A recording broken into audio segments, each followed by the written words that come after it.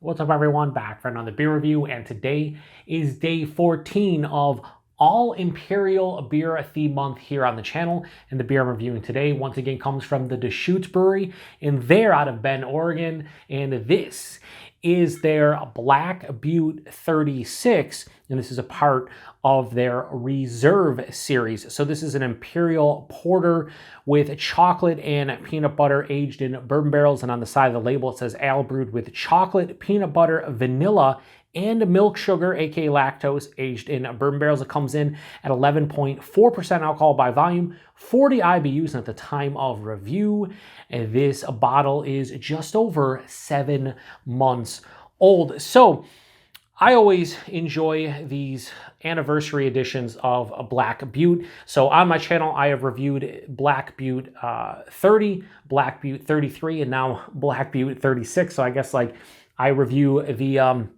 anniversary releases every 3 years or so based on the history of the reviews.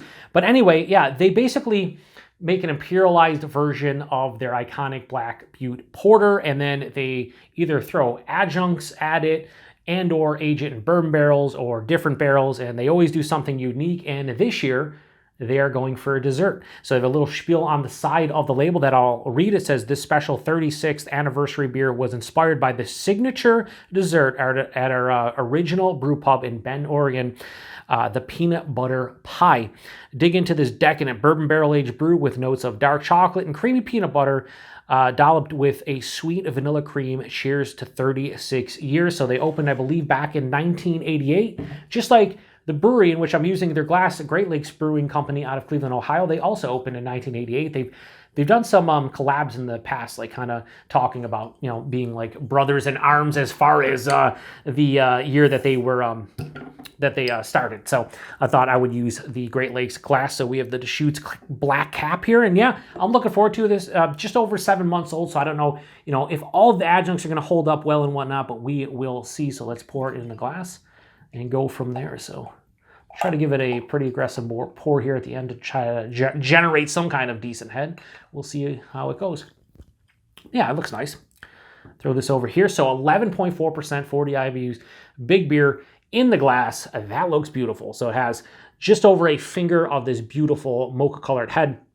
Poured out more of like a dark brown. Looks black in the glass though, like even holding up to light, it's pitch black. So yeah, it's pitch black with a beautiful one finger mocha colored head. Has some decent alcohol legs around the sides of the glass, but I would say that looks pretty good for what they're going for.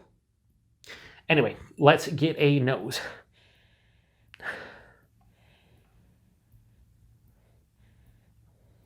I love me some Deschutes. I do.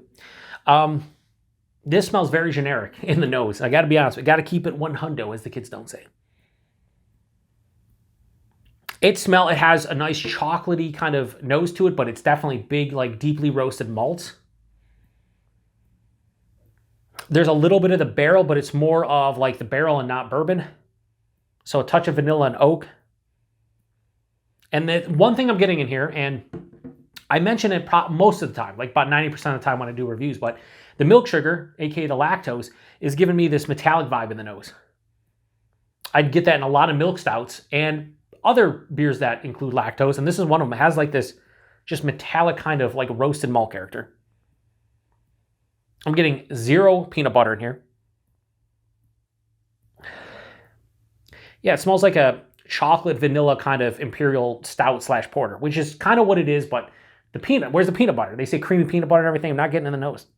Now, again, just over 7 months old. It's a bit older. I picked this one up at 1000 Beers on Peach Street in Erie, Pennsylvania. I saw it in the cooler, and I was like, you know what? I'm going to grab it. When I picked it up, it was probably about 5 months old.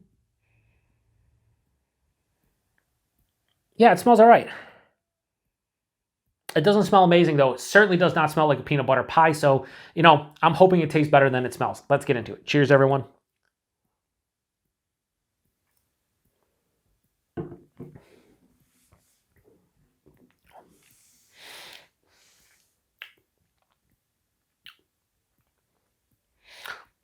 Hang on. Let me go back in for another sip. There's things happening.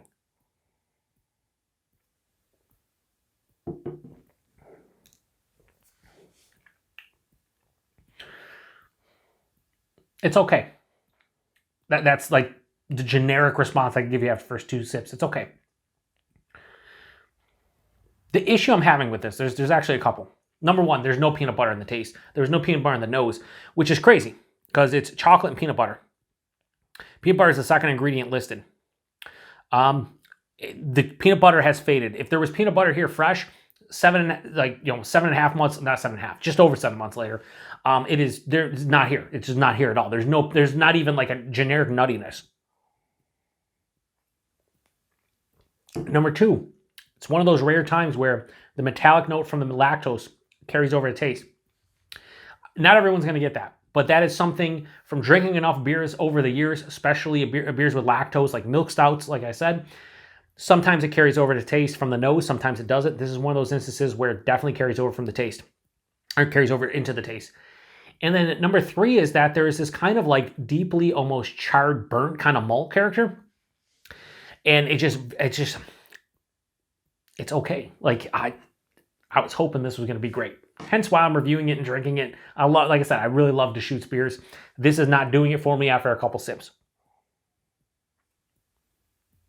All right, body, bit thin at 11.4%. I'd say this is like higher side of medium, which I would like to see this in the medium, full to full on, just full body. It is definitely thin, probably the barrels, the fact that it's Imperial Porter as opposed to Imperial Stout, a little bit thin. I could get past that though if everything else was right in my wheelhouse, which it is not. The mouthfeel is nice. Moderate carbonation, has a smooth, somewhat creamy sensation. The mouthfeel is the best thing about this beer, but it's not amazing, it's just really good.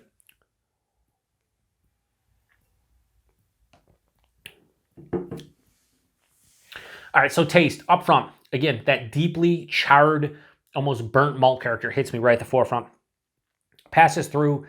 I get some chocolate. It's like I'd say a 40-50% cacao bar. There's some definitely roasted coffee in there. A little bit of like a dark fruit, like a cherry, something like that. As it continues through, halfway through the palate, maybe 2/3 way through the palate, that metallic note hits and kind of lingers on the finish, unfortunately.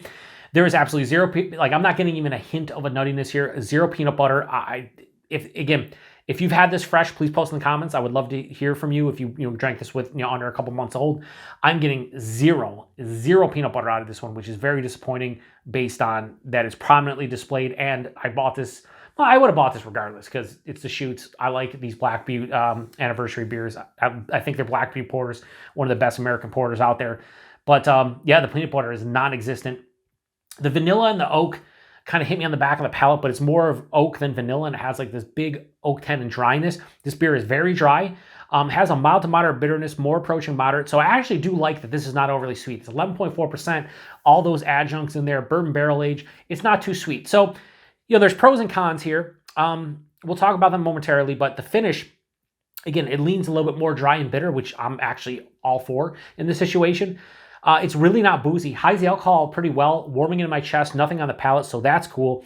Again, pros of this one. I love the fact that it's very well balanced for something that would be, they're trying to emulate their popular peanut butter pie dessert at their original brew pub in Bend, Oregon. Despite all that, it's not overly sweet. It's not super over-the-top rich, decadent, and dare I say cloying. It's not. It's actually pretty well balanced, leaning towards that bitter and dry side. I do like the fact that it has a nice mouthfeel. It's smooth, it's creamy, it's really welcomed. The problem with this one is that metallic kind of character also lingers on the palate on the finish. And I just get this, again, metallic kind of vibe to it. Outside of that deeply roasted, almost charry, burnt malt is a little bit astringent at the forefront. There's no peanut butter. The body's thin. So the negatives are definitely outweighing the positives for this beer, for myself anyway. This one is definitely warm enough too. I put it into my... yesterday, I put it into my darker beer fridge at 54 degrees Fahrenheit. So right now, as I'm drinking this one, probably mid to high 50s. Perfect temperature for something like this to get all the flavors you really need. This is one that I'd actually probably drink colder to kind of hide that astringent kind of metallic note and that like deeply roasted, almost charry burnt kind of malt character. Yeah, it's it's rare. I mean, if you follow my channel, you know that I usually gush over most beers because I typically am buying beers that I want to drink and that I think I'm going to enjoy. I don't really buy beers to shit on them like maybe some others do. I don't really buy beers to like, specifically be like, I hope this is terrible so I can, go off on it. No, I like beer. I like certain beers, so I buy them to drink them. This is the one I thought was going to be really good yet different. It's definitely different, but it's not really all that good to my palate. So you got to call a spade, and there's one thing you'll get from the Beer PaTroll. It's honest reviews, and honestly, this beer just isn't for me, which is wild to say because the vast majority of Deschutes beers I've had over the years have been really good. So this is a miss. This is a rare miss from Deschutes for me. So let me, oh yeah, the other positive, it hides the alcohol quite well. Like, again, the warming's kind of amplified with more sips in my chest.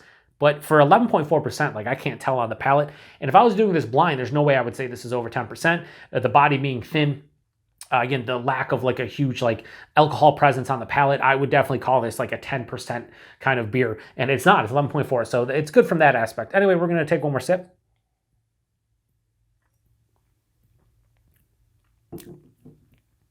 I'm probably going to finish the rest of this, but I don't know.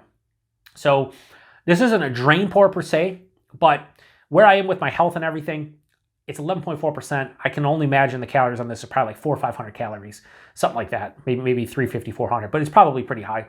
I don't know if I want to drink the rest of this when I tell you the rating I'm going to give this one for myself personally. So like I say with all beers, whether I love them or I'm not a huge fan of them, you got to try them for yourself to know if you enjoy them. But Black Butte 36, part of the Reserve Series, I'm going to give this a best I can do. This is probably being generous, best I can do. This is a low 3.5. I'm going to go 3.45.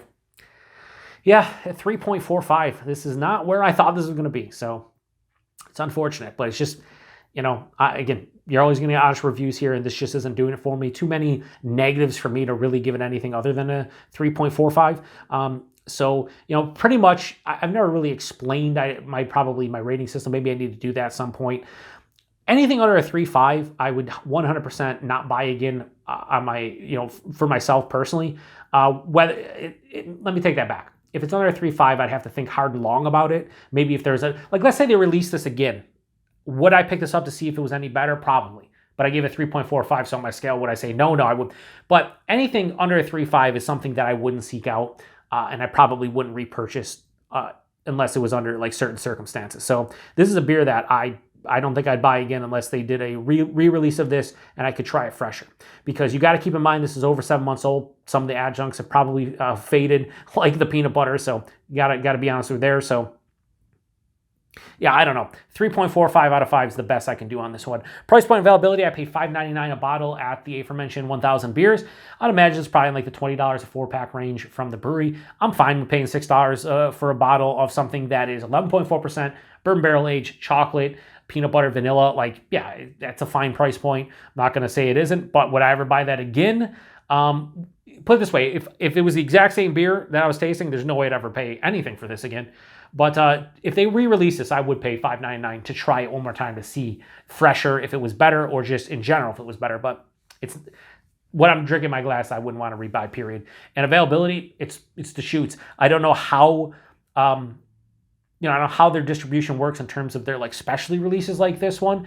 But if you see Deschutes, probably good probability you can find this one, or you could have found it last year in 2024. We now get Deschutes here in New York State, but we only get their Black Butte, their fresh squeezed, and then the non-alcoholic versions of those two beers. We have not seen anything else from them in the past 9 months since they started getting distribution here. So that's kind of a bummer. I would love to see the Abyss show up. If they do the 37 for Black Butte, I would love to see that show up. Any of their seasonals, I would love it, but we haven't seen them here in New York State, so that's kind of a bummer. So as far as distribution goes, I don't really know. As you can tell, usually when I dislike a beer, you can probably see it, and it probably resonates through the camera, but I am always disappointed because, again, as I stated, I like reviewing and trying beers that I think are going to be good, and this is definitely a miss for me. So, if Deschutes happens upon this review, probably unlikely, it is what it is. You got to be honest with your reviews. But like I said, I like Deschutes as a brewery. Most of their regular offerings, like Black Butte's a world-class American porter, in my opinion.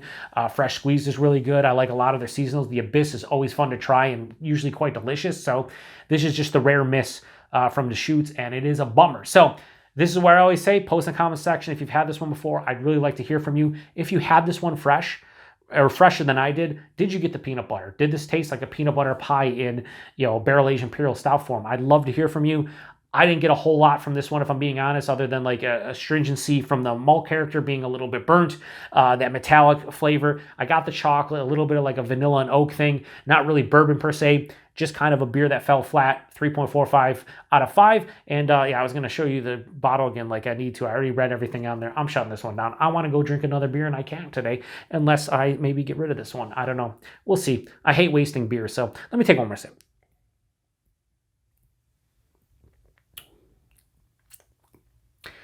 I'm just surprised at the lack of peanut butter. Like there's none. There's no nuttiness. There's like, even with peanut butter beers where I don't get peanut butter, I usually get some kind of just generic nuttiness. There's nothing here. It's just astringent malt, like a darkly, like almost burnt charred malt, and that metallic vibe. Some chocolate and vanilla, but I'm gonna shut this one down. Bummer, it happens. One of the rare misses this month for All Imperial Beer Theme Month. On to the next one. Cheers, everyone.